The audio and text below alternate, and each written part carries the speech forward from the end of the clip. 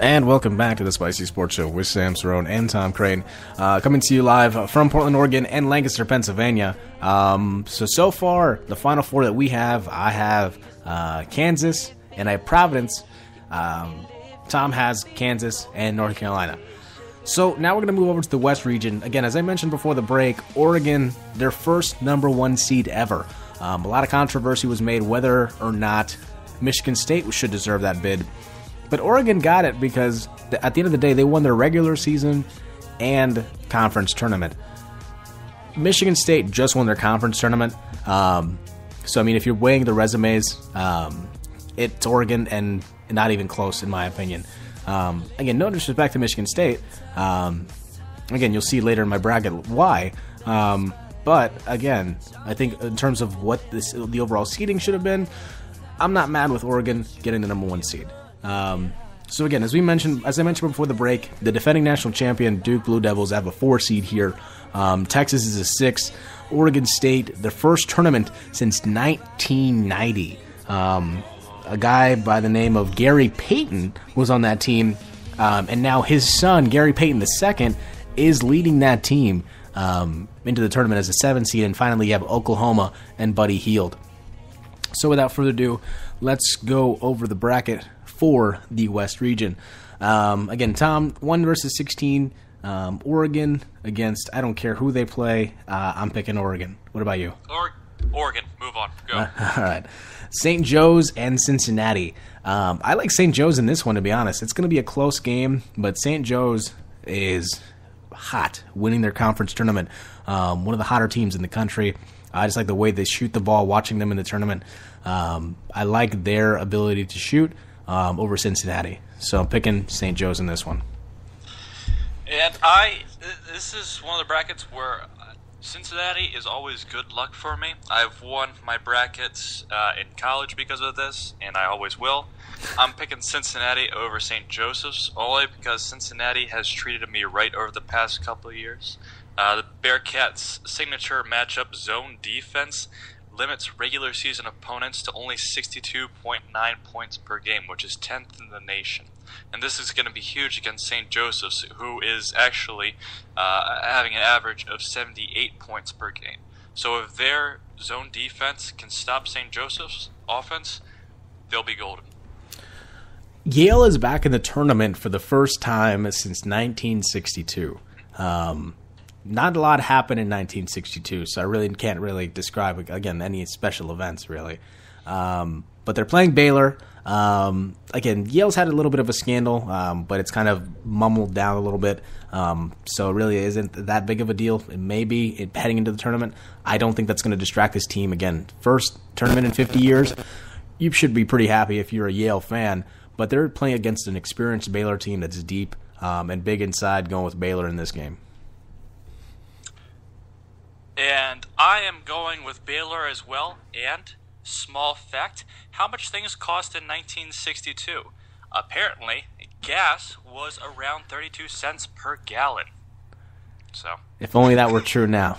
If only. Yeah. All right. Duke and UNC Wilmington. Duke's the defending national champions. UNC Wilmington, I think it's their 4th or 5th time ever, if I'm not mistaken, getting into this tournament. This team, UNC Wilmington, again, not a bad team. They average as much points as Duke. Did pretty well in their conference tournament. Arguably one of the hotter teams entering this tournament. I'm picking UNC Wilmington as a major upset over Duke in this one. And here's why. They shoot really well from 3, just like Duke. Here's the difference. UNC Wilmington defends the 3 just as well. And that's, again, what Duke, their motto, live by the 3, die by the 3. That's how they've always played, and that's how they'll win. They'll win a national championship, but then they'll blow it in the first round. Again, they just won a national championship last season. While Grayson Allen's been good, Brandon Ingram's been pretty solid. I like UNC Wilmington to upset Duke. I'm going to go ahead and agree with you on the UNC Wilmington. I'm going with them as well. Not only are they good in the paint, but they also have a coach, Kevin Keats, who was a former assistant to Rick Pitino at Louisville, who utilizes high-pressure defense with a rotation that runs 12 deep. So when it comes to defense, I see them stopping Duke, and against Grayson Allen, Grayson Allen, who's averaging 21.6 points per game. I think that he is not going to shoot well. I don't see him producing that much for Duke, so that's why I picked UNC or Wilmington.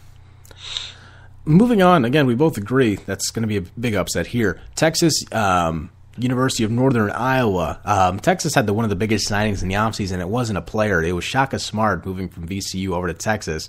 They played one of the hardest schedules in the country, going 6-7 against the top 25 in the country, which is insane if you think about that. Playing in one of the deepest league in the Big 12. 20-12, really solid record going in. Again, not so hot in their last 12 games. That being said, once Shaka Smart gets in the tournament, I like his ability to adjust on the fly. Now, they've been able to beat some of the best teams in the country, so overall I like Texas's experience. Granted, Northern Iowa always has a potential upset, but for me, it's Texas in this one. And I'm actually going to go with Northern Iowa as an upset. Surprisingly, Texas has been good. They beat 6 ranked teams this season, including number 3 North Carolina. But entering the tournament, they have little to no momentum after losing their last 5 of 9, and their last 3 defeats by an average of nearly 20 points. This is huge when going into the tournament. So that's why I see Northern Iowa having a upset. Okay. 3-14 matchup, Texas A&M versus Green Bay. This ain't the Packers, so Texas A&M huge. Sad note, BJ Raji is going on hiatus, so sorry. I hope he comes back, but if this is his time, that's okay. But I'm going with Texas A&M as well. Okay. Oregon State, again, first tournament for Oregon State since 1990. As I mentioned previously, Gary Payton led that team. Now his son, Gary Payton II, is leading this team. That being said, I still like VCU. Even though Shaka Smart left, I still like their ability to play ferocious defense for 40 minutes. They're going to cause some turnovers. If Gary Payton can carry this team, great. But again, this is their first tournament in a while. Not a lot of experience from Oregon State. Other than that, going with VCU in this one. And for me, I'm actually going with Oregon State. VCU has looked good in tournament, but without Shaka, I don't see much happening for them. Also, the thing to look at is, even though they are a popular upset pick, they have lost to non-conference people like Duke, Wisconsin, Cincinnati, and had bad losses to UMass and George Mason. So I see Oregon State beating VCU. Okay, and then finally, Oklahoma, CSU, Bakersfield. CSU's Bakersfield, I think, making their first tournament in quite some time, if not ever. But they're playing a team in Oklahoma that's could have been a number 1 seed at some points during the season. Buddy Hield will probably win Player of the Year. He knows how to shoot from inside, can play and can shoot the 3 ball better than most teams around the country. He's essentially the Steph Curry of college basketball when it comes to shooting if you watch his highlights. Again, not to that degree, but again, from a college standpoint. That being said, Oklahoma huge in this one. Excuse me. I agree with Oklahoma. The only way CSU could potentially upset is if they keep the tempo on their side. If they do that, they'll be able to get some 3-point baskets to fall. The Roadrunners might actually have a small, slim chance of a first-round upset. So I would watch this game closely, but not too closely. So back up to the top here, number 1 seed Oregon against St. Joe's. Picking Oregon in this one. And mine was Oregon and Cincinnati, and I agree with Oregon with their offensive juggernaut. Baylor and UNC Wilmington. Again, this is going to be a big matchup here. The difference is Baylor has bigs inside, and UNC Wilmington does not have as many. Going with Baylor to play Oregon in the next round.